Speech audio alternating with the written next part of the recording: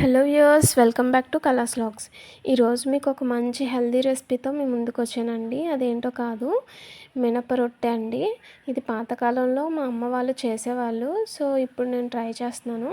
So ముందుగా ఈ గ్లాస్తోని మినపప్పు చూసారుగా, ఇది ఒక గంట ముందు నానబెట్టేసుకొని పక్కన పెట్టేసుకోవాలండి. ఇప్పుడు రేషన్ బియ్యం కడిగి ఎండబెట్టిన బియ్యం అండి ఇవి. వీటిని మిక్సీలో వేసేసుకొని సో చూసారుగా, వీటిని మిక్సీ పట్టుకోవాలండి. సో మనకి ఏంటంటే అప్పుడు నూక వస్తుంది.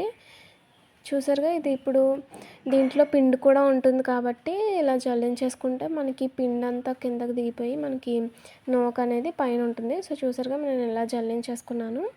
సో చక్కగా నూక అనేది నాకు వచ్చింది.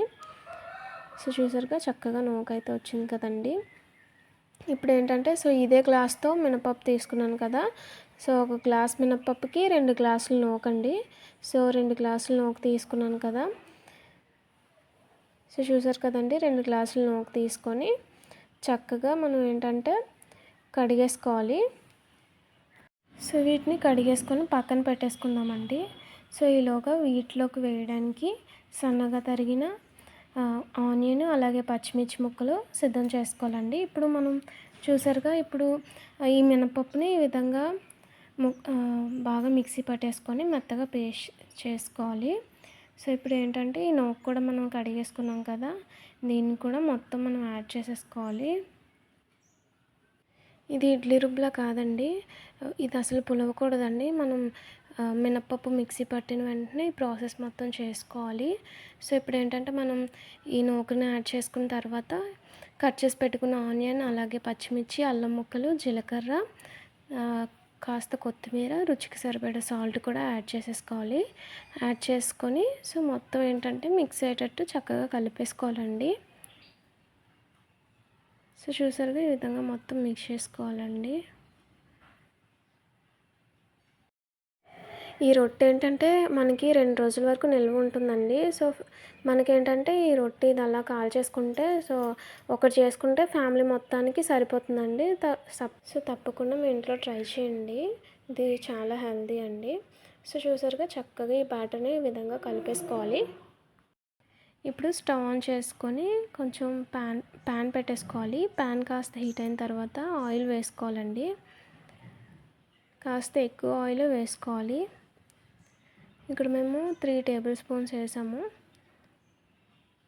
సో ఆయిల్ బాగా హీట్ అయిన తర్వాత ఈ ప్రాసెస్ మొత్తం ఏంటంటే సిమ్లోనే జరగాలండి, పెద్ద మంట పెట్టుకోకూడదు అసలు. సో చూసారుగా, ఇప్పుడు ఈ బ్యాటర్ని మొత్తం దీంట్లోనే యాడ్ చేసుకోవాలి. సో ఇదంతా ఒకే రొట్టుగా కాల్చుకోవాలండి. సో చూసారుగా, ఈ విధంగా ప్యాన్లో మనం బ్యాటర్ మొత్తం యాడ్ చేసుకున్న తర్వాత చక్కగా ఈ విధంగా స్ప్రెడ్ చేసేసుకోవాలి. స్ప్రెడ్ చేసుకొని మూత పెట్టేసుకోవాలండి. సో చూసారుగా, చక్కగా ఇలా ఆయిల్ మొత్తం ఇలా ఉండాలి. సో మూత పెట్టేసుకుందామండి. మూత పెట్టేసుకొని సిమ్లోనే ఉంచాలి. సో అప్పుడు ఏంటంటే దీంట్లో ఇలా పొయ్యి మీద పెట్టుకొని పైన ఏంటంటే ఇస్తరాకు పైన నిప్పులు వేసుకొని ఉడికించేవారండి. సో అప్పుడు ఏంటంటే కానీ ఇప్పుడు మాకు అవైలబుల్గా లేదు కాబట్టి సో ఈ విధంగా చేసాము. మీకు ఏమైనా అవైలబుల్గా ఉంటే తప్పకుండా ట్రై చేయండి. సో చూసారుగా, ఒకవైపు అయితే మనకి కాలింది కదా. సో వేరే వైపు టర్న్ చేసేసుకొని రెండో వైపు కూడా ప్యాన్లో వేసుకొని కాల్చుకోవాలండి. జనరల్గా ఏంటంటే మనకి మీ దగ్గర ఏమైనా నిప్పులు ఇస్తరాకు అవైలబుల్గా ఉంటే అసలు ఇలా టర్న్ చేసుకొని అవసరం లేదు. చక్కగా ఒకేసారిగా కింద నుంచి మంట కాలుతూ ఉంటే కింద నుంచి ఉడుకుతుంది. సో పైనుంచి మనం నిప్పులు పెట్టాం కాబట్టి పైనుంచి ఉడుకుతూ వస్తుందండి. సో ఒకే టైంలో మనకి ప్రాసెస్ మొత్తం అయిపోతుంది. సో మనకి ఇప్పుడు అవైలబుల్గా లేదు కాబట్టి ఇలా చేసాము. అవైలబుల్గా ఉన్న వాళ్ళు అయితే తప్పకుండా ట్రై చేయండి. సో చూసారుగా, ఇప్పుడు మనకు ఉడికిందో లేదనేది చాక్ పెట్టి చూసాం కదా, చక్కగా మనకు ఉడికింది కదండి.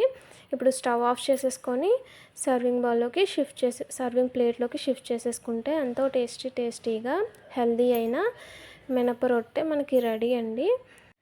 సో చూసారుగా ఇప్పుడు మనకు రెడీ అయింది కదండి. ఇప్పుడు సర్వింగ్ ప్లేట్లోకి సర్వ్ చేసుకుంటే ఎంతో టేస్టీగా మినపరొట్టె, హెల్దీ అయిన మినపరొట్టె రెడీ అండి. చాలా స్పాంజీగా అలాగే స్మూత్గా వచ్చిందండి. తప్పకుండా మీ ఇంట్లో ట్రై చేయండి. ఎలా వచ్చిందో మా కామెంట్ సెక్షన్లో తెలియజేయండి. వీడియో నచ్చినట్లయితే లైక్ చేయండి, షేర్ చేయండి. అలాగే మా ఛానల్ని సబ్స్క్రైబ్ చేసుకోవడం మర్చిపోకండి. Thank you friends. Thank you for watching.